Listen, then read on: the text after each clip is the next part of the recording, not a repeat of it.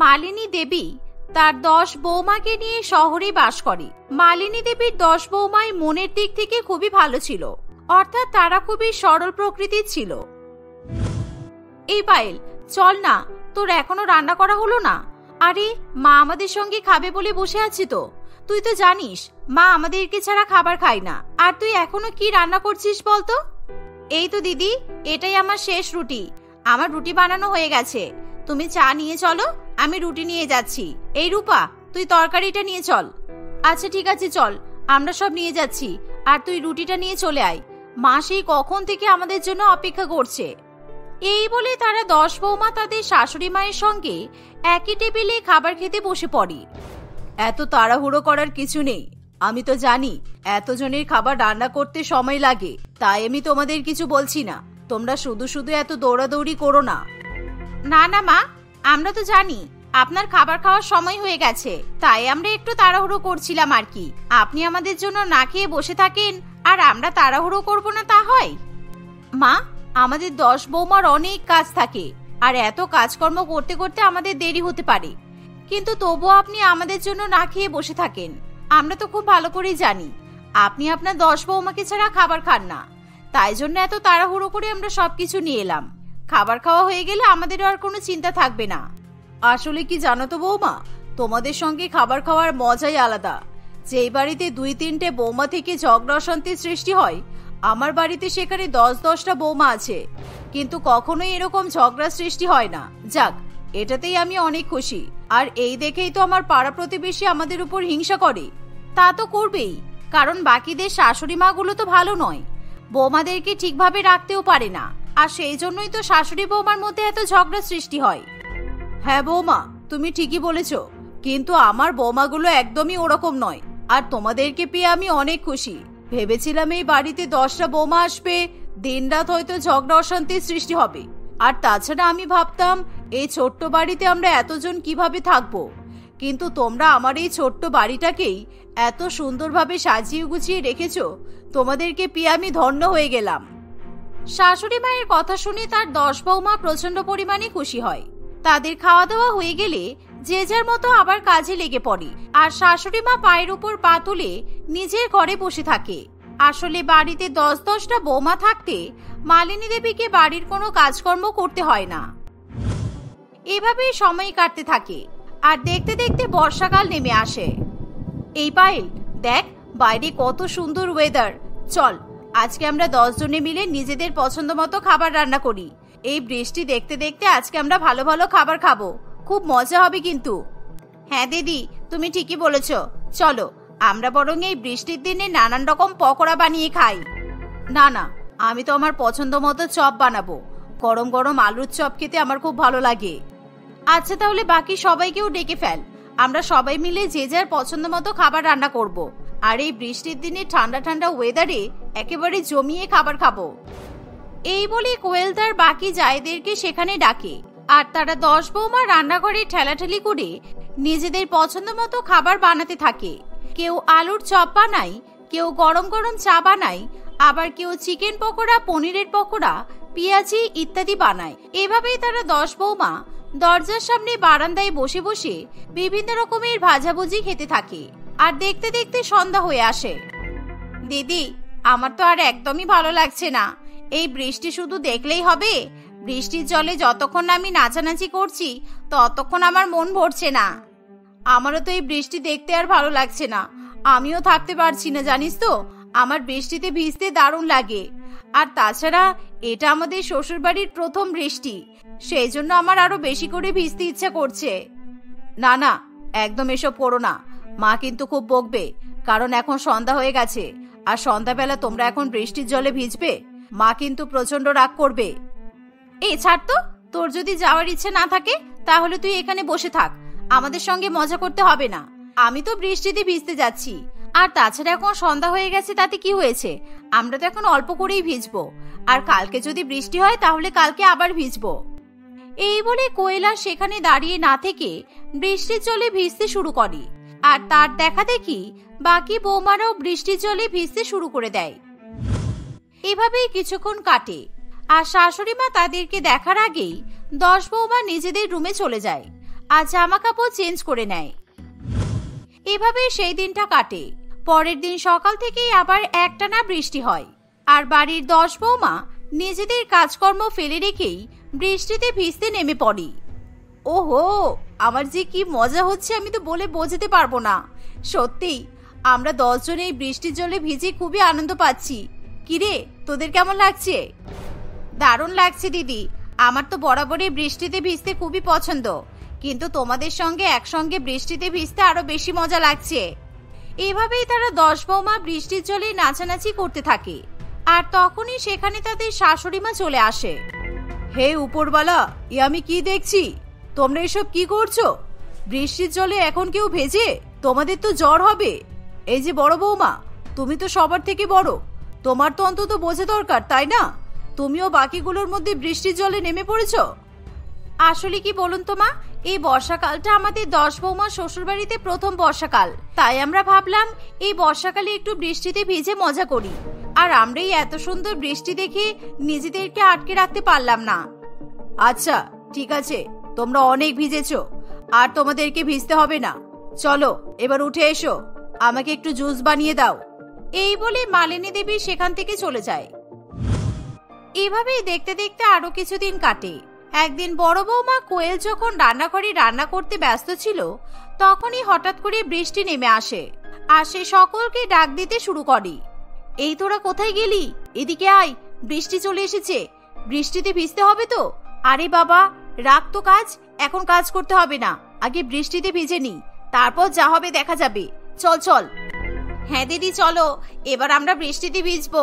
বৃষ্টিটা ঠিক সময় এসেছে, আমি তো ভাবছিলাম স্নান করে নেব। না না, এবার আর স্নান করলে হবে না, আগে আমি বৃষ্টিতে ভিজবো তারপর স্নান করব। কিন্তু আমি তো এখন জামা কাপড় কাচতে যাচ্ছিলাম। ছাড়ো, আগে বৃষ্টিতে ভিজে নিই, তারপর জামা কাপড় কাচবো। আসলে মালিনী দেবী পায়েলকে অনেকগুলো শাড়ি কাচতে দিয়েছিল, কিন্তু পায়েল সেই শাড়িগুলো না ধুয়েই বৃষ্টিতে ভিজতে চলে যায়। কিন্তু তাদের শাশুড়ি মা মনে করে তার 10 বৌমা নিজেদের মতো কাজকর্মে ব্যস্ত আছে, কিন্তু সে কোনোভাবেই জানতে পারে না তার 10 বৌমা বৃষ্টির জলে ভিজে মজা করছে। এভাবেই কিছুদিন কাটে। একদিন কোয়েলের দেখা দেখি বাকি 9 বৌমাও বৃষ্টির জলে ভিজতে নেমে পড়ে। এই পায়েল, আজকে মা কোথায় গেছে রে? মাকে তো সকাল থেকেই দেখতে পাচ্ছি না, মা বাড়িতে নেই নাকি বলতো? মা তো ঘরের মধ্যেই আছে, মা ঘুমাচ্ছে, আমি খাবার দিয়ে এসেছি, তুমি চিন্তা করো না, আমরা চুপি চুপি বৃষ্টির জলে ভিজতে নেমে পড়ি। আর হ্যাঁ, মাকে কিন্তু বুঝতে দিলে হবে না যে আমরা কাজকর্ম ফেলে রেখে বৃষ্টিতে ভিজতে নেমে পড়েছি। আরে সে তো আমি ভালো করেই জানি, না হলে মা আবার বকাবকি শুরু করবে। আর আমার তো বৃষ্টির জলে ভিজতে খুবই ভালো লাগে, কিন্তু মা যদি জেনে যায় আমরা এরকম মাঝে মধ্যেই বৃষ্টিতে ভিজি, তাহলে কিন্তু মা আমাদেরকে আর কোনোদিনই বৃষ্টিতে ভিজতে দেবে না। আরে তুমি চলো না, বৃষ্টি তো এসেই গেছে, তুমি বাড়ির পেছনের দিকে চলে যাও, বাড়ির সামনে থাকলে মা কিন্তু দেখতে পেয়ে যাবে। এভাবে বৃষ্টি আসতে না আসতেই আর অন্যদিকে তাদের সংসারের সমস্ত কাজকর্ম সেভাবেই পড়ে থাকে। এমন সময় তাদের শাশুড়ি মা যখন রান্নাঘরে আসে। বড় বৌমা, বড় বৌমা, কি গো শুনছো? কি ব্যাপার, রান্নাঘরে কেউ নেই, সবাই কোথায় গেল? ও ছোট বৌমা, মেজ বৌমা, এদের 10 জনকে কোথাও দেখতে পাচ্ছি না কেন? যা বাবা, এরা 10 জন একসঙ্গে কোথায় গেল? আমাকে তো একবারও কিছু বললো না। মালিনী দেবী তার বৌমাদেরকে খুঁজে না পেয়ে চিৎকার করে ডাকতে থাকে। আর তখনই সে বাথরুমে গিয়ে দেখে যে সেখানে অনেক জামা কাপড় পড়ে আছে। এ বাবা, এই শাড়িগুলো তো আমি কয়েকদিন আগে মেজ বৌমাকে ধুতে দিয়েছিলাম, কিন্তু মেজ বৌমা এখনো শাড়িগুলো না ধুয়ে এভাবে ফেলে রেখেছে। বৌমা এতদিন ধরে কি করলো তাহলে? আমি তো কিছুই বুঝতে পারছি না, এদের ব্যাপারটা কি? বাড়ির বাইরে তো কাউকে দেখতেও পাচ্ছি না, যা ঝমঝম করে বৃষ্টি পড়ছে, এই বৃষ্টি মাথায় ওরা আবার যাবে কোথায়? এই বলে মালিনী দেবী বাড়ির মধ্যেই তার বৌমাদেরকে খুঁজতে থাকে। আর তখন সে দেখে যে বাড়ির সমস্ত কাজকর্ম পড়ে আছে। আমি এসব কি দেখছি? এতদিন ধরে আমি তো নিজের ঘরের মধ্যেই ছিলাম, খাওয়া দাওয়া করে নিজের ঘরেই বসে থাকি, আমি তো এতদিন কিছু লক্ষ্যই করিনি। আমাদের বাড়িটা যে কতদিন ধরে মোছা হয়নি তার কোনো ঠিক নেই। আর এই ভিজে শাড়িগুলো এবার তো পচে যাবে। রান্নাঘরে এক গাদা বাসন পড়ে আছে, কি ব্যাপার, ওরা গেল কোথায়? এই বলে মালিনী দেবী তার বৌমাদেরকে ডাকতে শুরু করে। আর তখনই বাড়ির পেছন থেকে বড় বৌমা কোয়েল তার শাশুড়ি মায়ের ডাক শুনে তাড়াতাড়ি করে সেখানে ছুটে আসে। হ্যাঁ মা, বলুন কি হয়েছে? আপনি আমাদেরকে ডাকছেন? আসলে আমরা বাড়ির পেছনের দিকে কয়েকটা গাছপালা বসাতে গিয়েছিলাম। তুমি ভুলে যাচ্ছ আমি তোমার শাশুড়ি মা, তাই মিথ্যা কথা বলার আগে ভেবে নেবে। তুমি কাকে কি বলছো? তোমরা 10 জন গাছ বসাতে গিয়েছিলে। তুমি কি ভেবেছো আমি কিছু বুঝতে পারি না? তোমরা 10 বৌমা বৃষ্টিতে ভিজতে গিয়েছিলে, আর আমি যাতে তোমাদেরকে দেখতে না পাই তাই তোমরা বাড়ির পেছনের দিকটায় ছিলে। আপনি কিভাবে জানলেন? হ্যাঁ মা, আমরা আপনাকে মিথ্যা কথা বলেছি, আমাদেরকে ক্ষমা করে দিন মা, আমরা আপনাকে মিথ্যা কথা বললাম। তোমাদেরকে আমি কতবার বারণ করেছি এই বৃষ্টির জলে ভিজবে না, কিন্তু তোমরা তো আমার কোনো কথাই শোনো না। আর তাছাড়া এই বাড়ির সব অর্ধেক কাজগুলো এখনো পড়ে আছে। কেন, তোমরা কবে করবে এই কাজগুলো? এই তো মা, আমরা এক্ষুনি করে দিচ্ছি। এই চল রে, সবে কাজ করি। এই বলে কোয়েল এবং তার বাকি জায়েরা জামা কাপড় চেঞ্জ করে বাড়ির কাজকর্ম করতে শুরু করে দেয়। কিন্তু রাত্রিবেলাতে তাদের 10 জনের শরীর প্রচন্ড পরিমাণে খারাপ করে। জ্বর, সর্দি, কাশির ফলে তারা প্রচন্ড কষ্ট পায়। এর ফলে 10 বৌমা নিজেদের ভুল বুঝতে পারে, আর তারা তাদের শাশুড়ি মায়ের কাছে ক্ষমা চায়। মা, আমাদেরকে ক্ষমা করে দিন, আমরা এরকম ভাবে বাড়ির কাজকর্ম ফেলে রেখে বৃষ্টির জলে ভিজতে চলে যেতাম।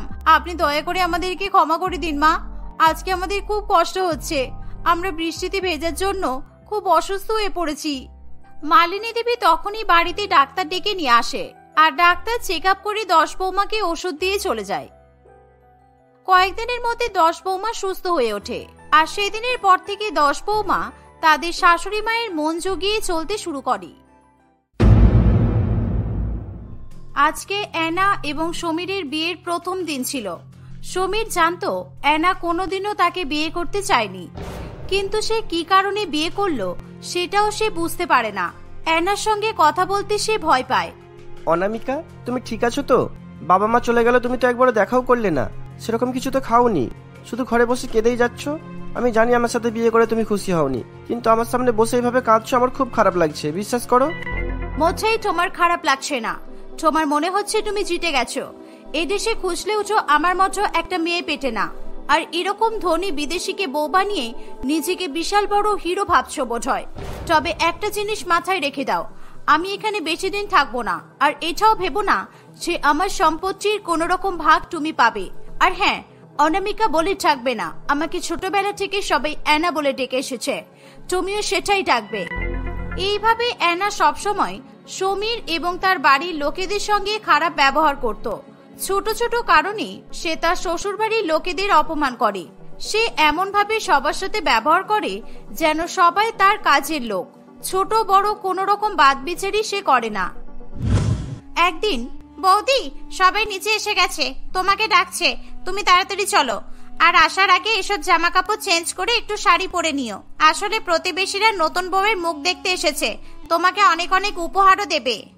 উপহার মাই ফুট, আমার বাবার কাছে যে সম্পত্তি আছে তা দিয়ে আমরা তোমাদের সবাইকে কিনে নিতে পারবো, আর তোমরা আমাকে উপহার দেবে। কি দেবে শুনি? আইফোন, আইওয়াচ, জর্ডানের জুতো, নাকি গুচির ব্যাগ?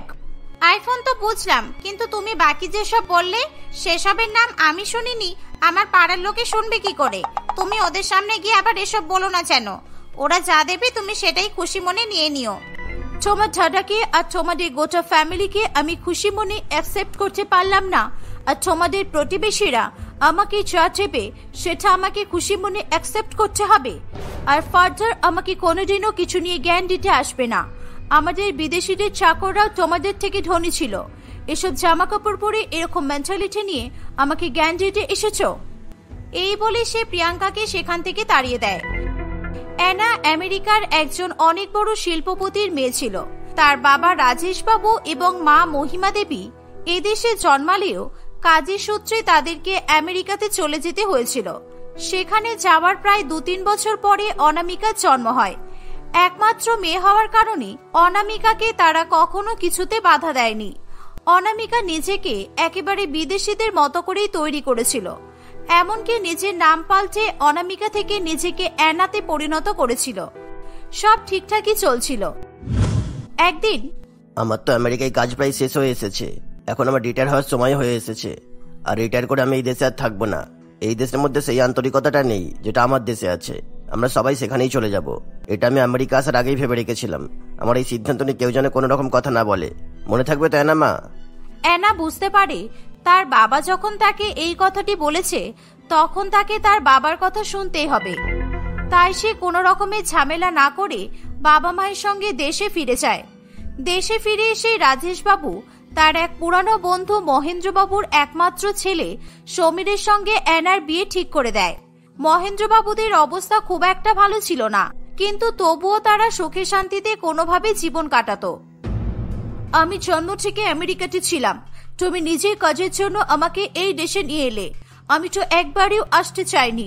আমি বলেছিলাম let me stay with my friends, কিন্তু তোমরা আমার কথা শোনোনি। এখন তোমরা চাইছো আমি তোমাদের পছন্দ করা একটি গরিব ছেলেকে বিয়ে করি। দ্যাটস নট কুল পাপা। যতদিন তুমি আমেরিকাতে ছিলে ততদিন অনেক নিজের ইচ্ছা মতো কাজ করেছো, আর নয় ওই দেশটা তোমাকে আমাদের সংস্কার সংস্কৃতি সব ভুলিয়ে দিয়েছে। আর এখন যখন সুযোগ পেয়েছি, এত ভালো একটা ছেলে পেয়েছি, তখন তোমাকে ওই দেশে ফিরে যেতে আমি আর দিচ্ছি না। পাপা এসব কি বলছে মাম্মা? সেখানে আমি স্কুলে পড়েছি, কলেজে পড়েছি, ওখানে আমার কত মেমোরিজ আছে, কত ফ্রেন্ডস আছে, আর সেখানে নাকি আমাকে আর যেতে দেবে না? আমি এখানে থাকতে পারবো না। The people here are so boring. Please mamma, তুমি পাপাকে বোঝাও। তোমাকে বিয়ে করতে হলে আমার পছন্দের ছেলেকেই বিয়ে করতে হবে, আর না হলে আমি জোর করে তোমার বিয়ে দিয়ে দেবো। কিন্তু বিয়ে তোমার এই দেশেই হবে। তুমি আমাদের একমাত্র সন্তান বলে তোমাকে আমরা সারা জীবন অনেক প্রশ্রয় দিয়েছি, তার ফল তো ভালো হয়নি। সুতরাং এখন তোমাকে আর কোনো রকম ভাবেই ছাড়া যাবে না। রাজেশবাবুর কথা শুনে অ্যানা প্রচন্ড রেগে যায়। সেখান থেকে চলে গেলে রাজেশবাবুর স্ত্রী মহিমা রাজেশবাবুকে অনেক বোঝানোর চেষ্টা করে, কিন্তু সে কিছুই বোঝে না। আমাদের তো একটা মাত্রই মেয়ে, আমরা তো বরাবরই চেয়েছি ও যাতে ভালো থাকে, সুখে থাকে। তাহলে তুমি কেন ওর সঙ্গে এরকম জোর করছো? ও যখন চাইছে না আমাদের দেশে বিয়ে করতে, তাহলে ওকে জোর করো না। আমি তোমার কাছে অনুরোধ করছি। আমি জানি না তুমি তোমার মেয়ের ব্যাপারে কতটুকু জানো, কিন্তু আমি এই দেশে আসার আগে ওর ব্যাপারে অনেক খোঁজ নিয়েছি। ও কেন এখানে আসতে চাইছিল না, কারা ওর আসল বন্ধু বান্ধব, সবই জেনেছি। সেখান থেকেই আমি জানতে পেরেছি তোমার মেয়ের ওই দেশে একজনের সাথে ভালোবাসার সম্পর্কে জড়িয়ে পড়েছে, যার আগে অলরেডি 2বার ডিভোর্স হয়ে গেছে। এমন ছেলের সাথে নিজের মেয়ের বিয়ে দেওয়া কখনো যায়? তুমি বলো। রাজেশবাবুর কথায় মহিমা দেবীও রাজি হয়ে যায়। কিছুদিনের মধ্যেই সমীরের সঙ্গে অ্যানার বিয়ে হয়। বিয়ের পরেই অ্যানা তার আসল রূপ দেখাতে শুরু করে।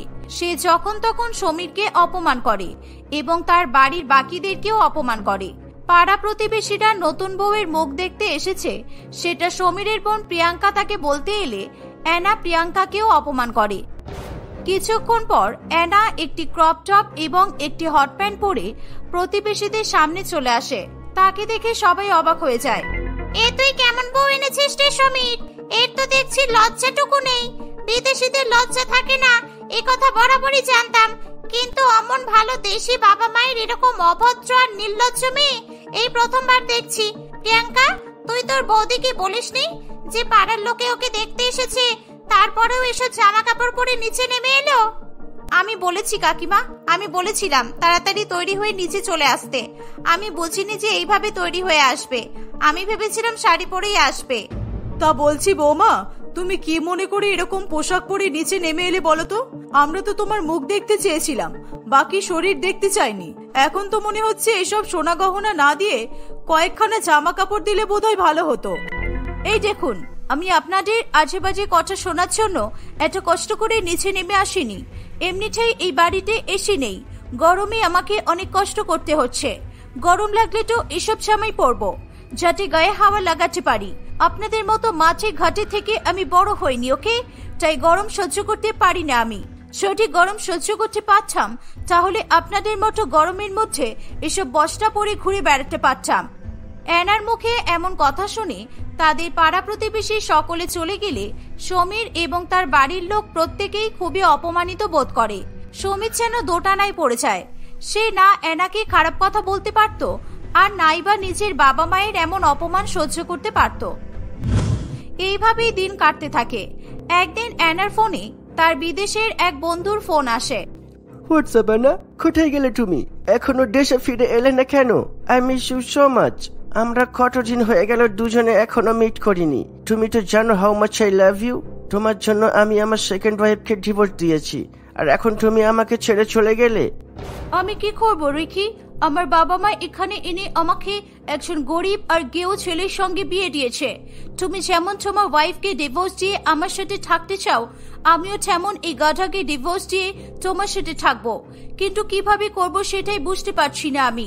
এরা এত ভালো যে এদের নামে ডোমেস্টিক ভায়োলেন্সের কেস লাগালেও কেউ বিশ্বাস করবে না। তুমি ওকে আমার রিখাতে নিয়ে চলে এসো। আমাদের এখানে ওই দেশের নিয়ম চলে না, সুতরাং ওখানকার বিয়ে এখানেও চলবে না। তুমি ওকে এখানে নিয়ে এসে ওর সাথে ডিভোর্স করে নাও, কিংবা সিম্পলি ওকে ছেড়ে দাও। কেউ তোমাকে বাধা দিতে পারবে না।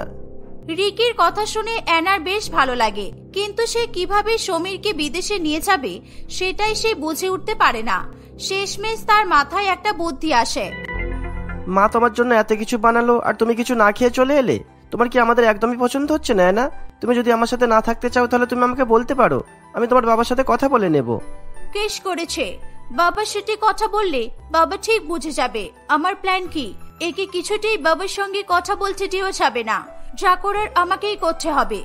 কি হলো না, কি এত ভাবছো? আমি কি তোমার বাবার সাথে কথা বলবো? না না, তার কোনো দরকার নেই।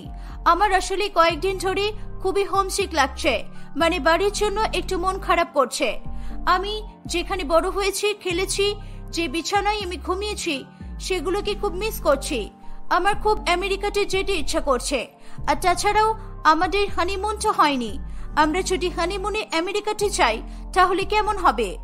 অ্যানার কথা শুনে সমীরের মনে হয় সে হয়তো আস্তে আস্তে বিয়েটাকে মেনে নিচ্ছে, তাই সে অ্যানাকে বিদেশে নিয়ে যেতে রাজি হয়ে যায়।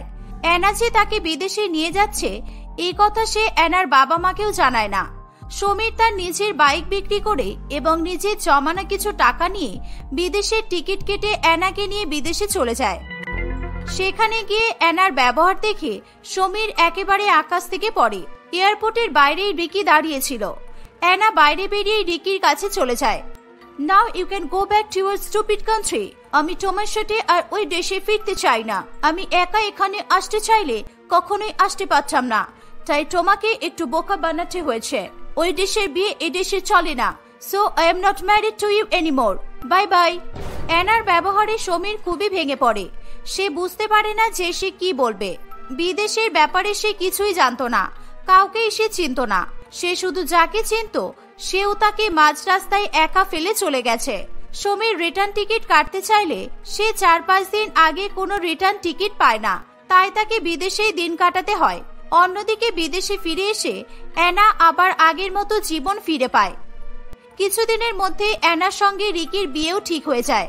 রিকি এবং অ্যানা সারাদিন মদ খায় এবং পার্টি করে। তারা বন্ধুদের সঙ্গে নানান রকম বারে বা রেস্তোরাঁতে সময় কাটায়। এমনই একদিন নেশার করে হঠাৎ করে রেগে গিয়ে রিকি অ্যানার গায়ে হাত তোলে। তোমার এত বড় সাহস, তুমি আমার গায়ে হাত তুললে? তুমি জানো না আমার বাবাকে? তোমার এই কাজটা করার আগে একবারও এই কথাটা মাথায় এলো না যে আমি তোমার উডবি ওয়াইফ?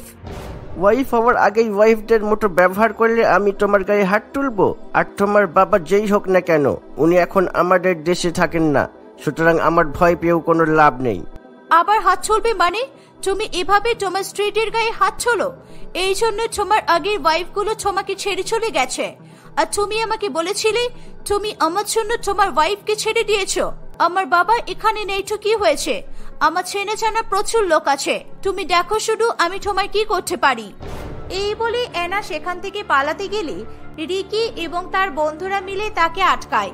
অ্যানা বুঝতে পেরে যায় যে সে কোনোভাবেই রিকির হাত থেকে বাঁচতে পারবে না, কারণ বাবা মায়ের কাছে ফিরে যাওয়ার মতো রাস্তা সে নিজেই বন্ধ করে দিয়েছে। আর সমীর হয়তো এতদিনে বাড়ি চলে গেছে। রিকির বন্ধু বান্ধবরা তাকে ঘিরে ফেলেছে। এমন সময় সে সমীরের গলার আওয়াজ শুনতে পায়। সমীরের গলা পেয়ে অ্যানা যেন স্বস্তির নিঃশ্বাস ফেলে। সে সমীরকে সব কথা জানালে সমীর একা হাতে রিকি এবং তার বন্ধুদের সঙ্গে খুবই মারধর করে এবং অ্যানাকে বাঁচিয়ে ফিরিয়ে নিয়ে আসে। আমাকে ক্ষমা করে দাও সমীর, আমি নিজের ভুল বুঝতে পেরেছি। ওরকম একজন জঘন্য মানুষের জন্য আমি তোমার মতো মানুষকে দিনের পর দিন অবহেলা করেছি। তুমি দয়া করে আমাকে ক্ষমা করে দাও। আমাকে তোমার সাথে দেশে ফিরিয়ে নিয়ে চলো, আমি এখানে আর থাকতে চাই না। অ্যানা নিজের ভুল বুঝতে পেরেছে দেখে সমীর খুবই খুশি হয়। কয়েকদিনের মধ্যেই তারা আবার দেশে ফিরে আসে। বিদেশে ঘটা কোনো কিছুই তারা দেশে এসে কাউকে জানায় না। অ্যানা আর বিদেশি পোশাকও পরে না, আর কাউকেই সে কথায় কথায় অপমানও করে না। হঠাৎ করে অ্যানার এমন পরিবর্তন দেখে সকলে খুবই অবাক হয়। এইভাবেই তারা আগামী দিনগুলো সুখে শান্তিতে কাটাতে থাকে।